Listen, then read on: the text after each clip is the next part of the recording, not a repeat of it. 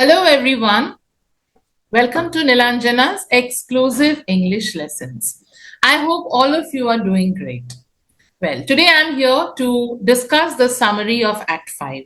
In my last video, I have already explained the summary of Act 4.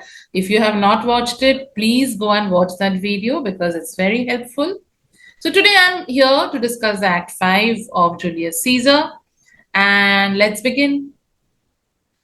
Okay, so Act 5, what happens is, this is the last and final act of the drama. In this scene, we see that Octavius and Antony, they have arrived at the battle site and they are quite surprised to see even Brutus and Cassius in open defiance. Now, this is the first time where they actually confront each other. On one side, we see Brutus and Cassius, and on the other side, we see Antony and Octavius.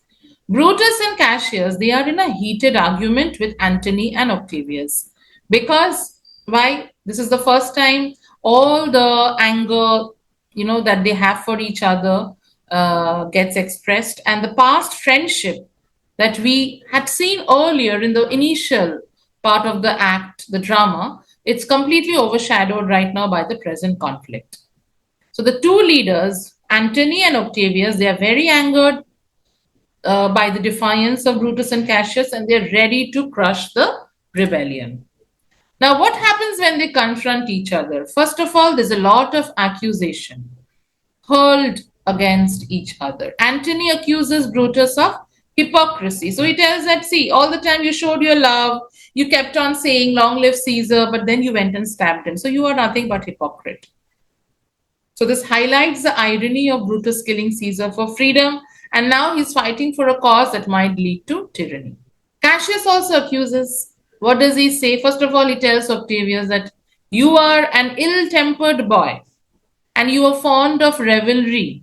So this adds to the tension and conflict among the rebels. Also, he accuses Antony of hypocrisy.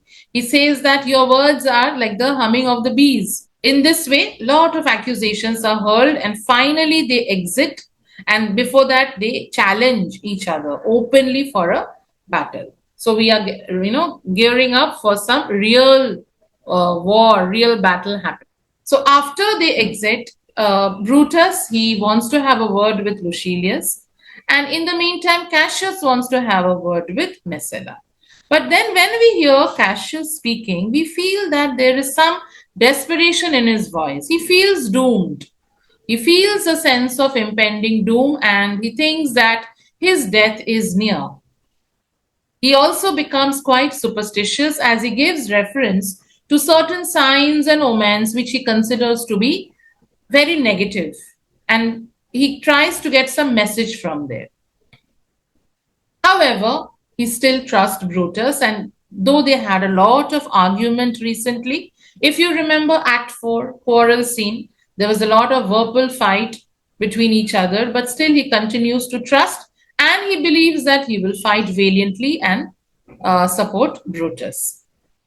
Brutus is very hopeful of the battle.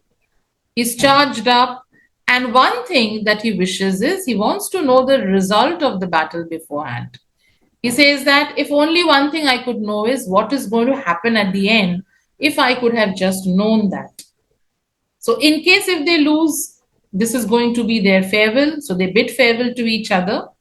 And in case if they're going to win, they're going to rejoice. So in this way, Brutus and Cassius, they have their conversation before they finally set out to fight.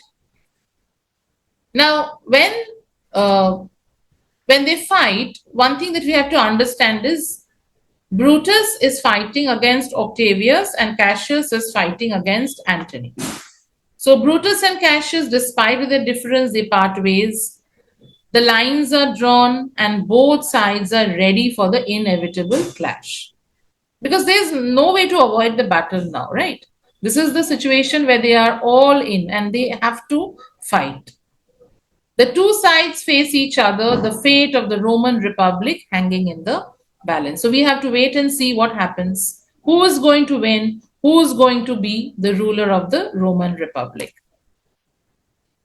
Brutus, he gives order to attack Octavius's army.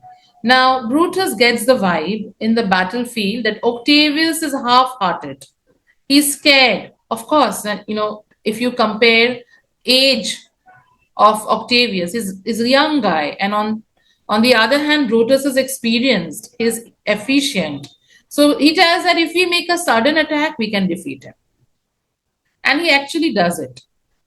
However, his army doesn't support him the way he wants him to, because his soldiers, once they have won over Octavius, what they start doing is they could have gone and supported Cassius, but they didn't do that. Instead, they started looting. And that is the time when Antony surrounds Cassius's army. And Brutus does not stop fighting even after going through major loss. Later on, also, we will see that Brutus keeps the spirit. He does not give in. Which philosophy he believed in? I think I told you all multiple times. I would like to get this answer in the comments. Name the philosophy which Brutus believes in. Why he doesn't give to, why doesn't he mourn? Why doesn't he surrender to his loss? Because he believes in a certain philosophy. So yeah, please write in the comment. And yeah, so he continues to fight till the end. Now, if we talk about Cassius, he actually makes a mistake. He misunderstands a lot of things. Now, we make certain wrong decisions when our mind is not clear. When our mind is, in despair, we always tend to fall in trap. We tend to make the wrong decisions. And this is what Cassius, he does. He kills himself because he thinks that they have lost the battle. But that time, they have not yet lost. He commits suicide. So what is the misinformation?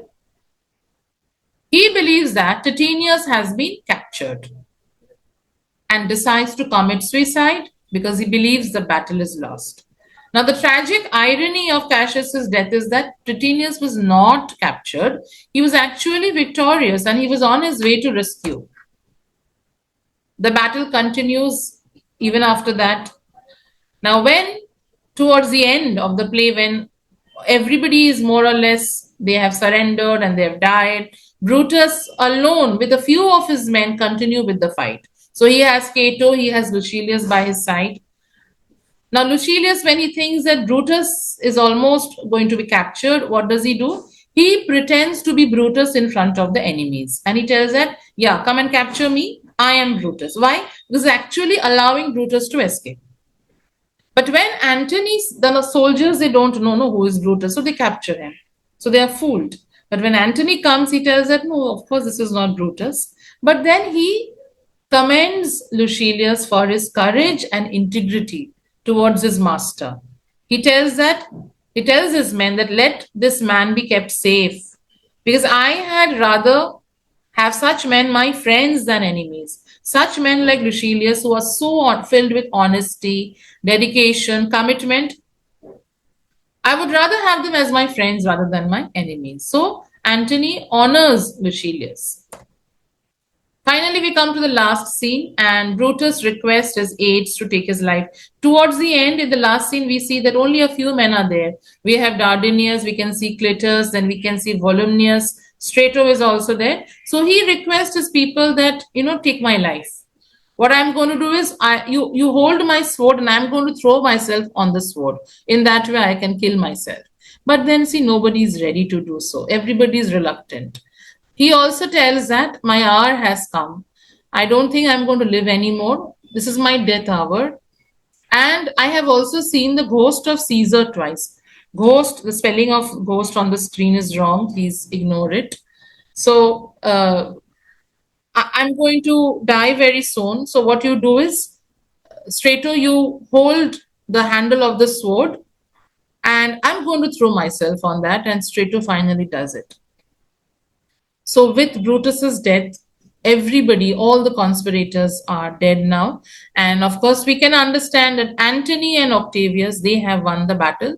But even after winning the battle, what Antony tells is that this is the most honorable man that I've ever seen. And it is very rare such men are found. Because Brutus was the only man who had good intentions of purifying Rome. Rest of all the people were mere butchers. And He honors Brutus. He calls him a perfect human being. And he also tells that those of you who served Brutus, I will employ everybody. So he honors even all the men that Brutus employed, like all the men of Brutus. And Octavius, the last speech of the drama is given by Octavius. And what does he say? That yes, we are going to give Brutus an honorable burial. We are going to do all the rituals and pay honor to him. The respect that he deserves, we are going to give him. And then finally, we are going to distribute the honors that we have won in this battle. So, with this, the play comes to an end.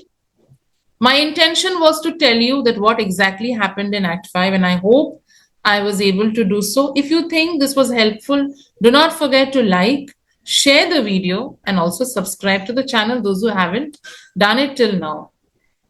Those of you who are looking for the line by line explanation, I hope you know that there is an option where you can join our membership program.